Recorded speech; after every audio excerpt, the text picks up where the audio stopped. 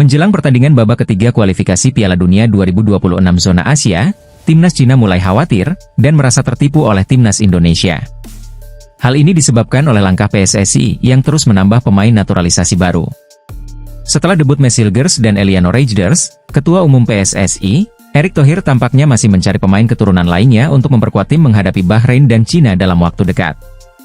Beberapa pemain keturunan yang bermain di Eropa tampaknya akan menyusul Max dan Eliano bergabung dengan timnas Indonesia, yang membuat Cina dan Bahrain semakin waspada terhadap kekuatan baru skuad Garuda. Timnas Indonesia sebelumnya dianggap sebagai tim terlemah di grup C, sehingga diperkirakan akan menjadi lumbung gol bagi tim-tim lain. Namun, Indonesia berhasil menunjukkan performa baik dengan menahan imbang Arab Saudi 1-1, dan bermain imbang 0-0 melawan Australia, yang merupakan langganan peserta Piala Dunia. Di sisi lain, timnas Cina mengalami kekalahan telak 7-0 dari Jepang, dan kalah 2-1 dari Arab Saudi di babak kualifikasi ini. Cina berharap bisa bangkit, dan meraih poin pertamanya saat melawan Indonesia. Namun, melihat langkah PSSI yang terus menambah pemain berkualitas, timnas Cina tampaknya semakin pesimis menghadapi Indonesia. Timnas Indonesia saat ini memiliki modal positif, dengan 2 poin dari 2 laga melawan Arab Saudi dan Australia, dan siap menghadapi Cina serta Bahrain dalam pertandingan tandang.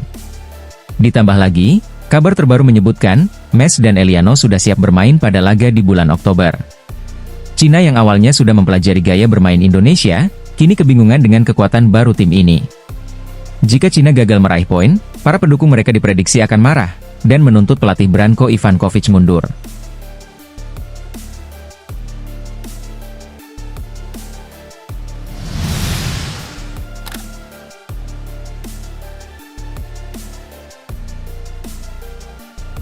FC Dallas baru-baru ini menjadi perbincangan publik, setelah munculnya permintaan dari netizen untuk merekrut bek timnas Indonesia, Rizky Ridho.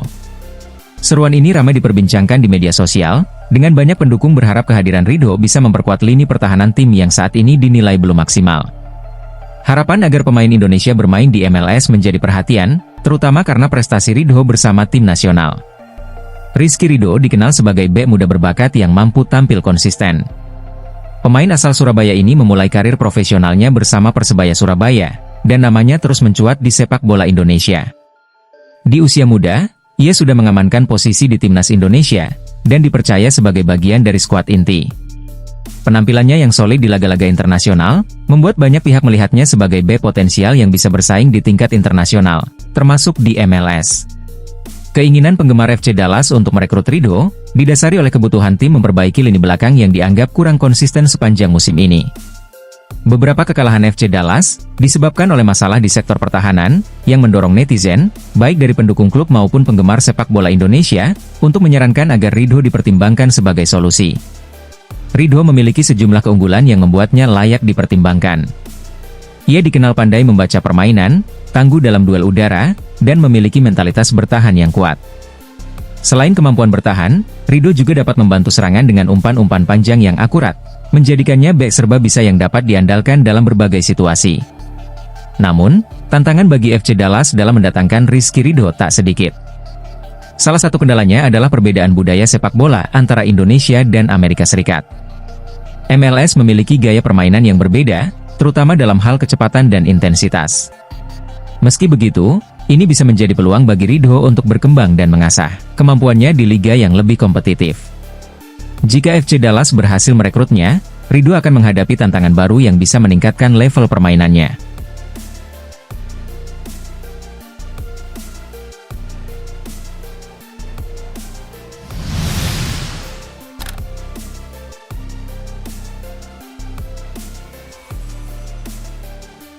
Calon pemain timnas Indonesia, Max Hilgers, memberikan jawaban elegan terkait keputusannya menjalani naturalisasi menjadi warga negara Indonesia.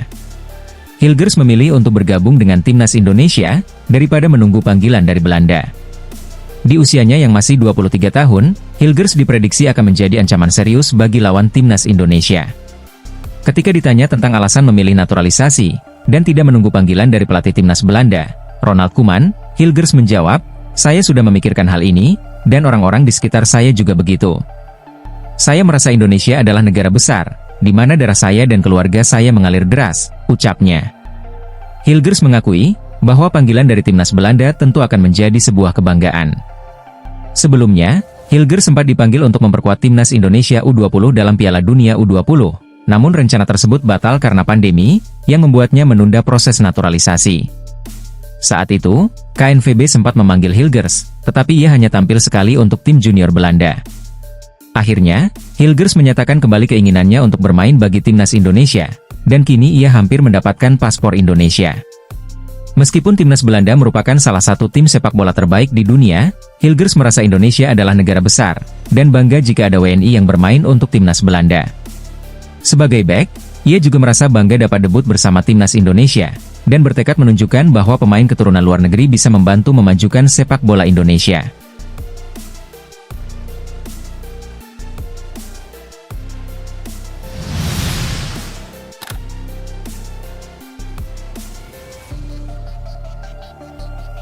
Timnas Indonesia hanya akan menyewa pesawat khusus untuk perjalanan dari Bahrain ke Cina, sementara perjalanan lainnya akan tetap menggunakan penerbangan komersial.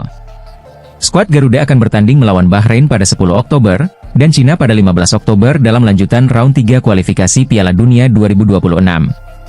Penyewaan pesawat dilakukan agar para pemain tidak kelelahan, mengingat Qingdao, kota tempat pertandingan di Cina, berjarak sekitar 650 km dari Beijing. Ketua Umum PSSI, Erick Thohir menjelaskan bahwa penerbangan charter ini bukan untuk kemewahan, tetapi untuk menjaga kebugaran pemain agar terhindar dari cedera. Erick juga menegaskan bahwa penerbangan khusus hanya berlaku untuk rute dari Bahrain ke Cina. Sedangkan penerbangan dari Jakarta ke Bahrain, dan dari Cina kembali ke Jakarta, akan tetap menggunakan penerbangan komersial. Ini semua demi menjaga kondisi pemain, agar tidak cedera. Jadi, Indonesia ke Bahrain menggunakan penerbangan komersial, Bahrain ke Cina menggunakan penerbangan charter, dan dari Cina kembali ke Indonesia, menggunakan penerbangan komersial biasa, tambah Erick. Ia juga mengatakan, bahwa persiapan tim terus dipantau, baik pemain yang bermain di dalam maupun luar negeri, karena partisipasi mereka sangat penting.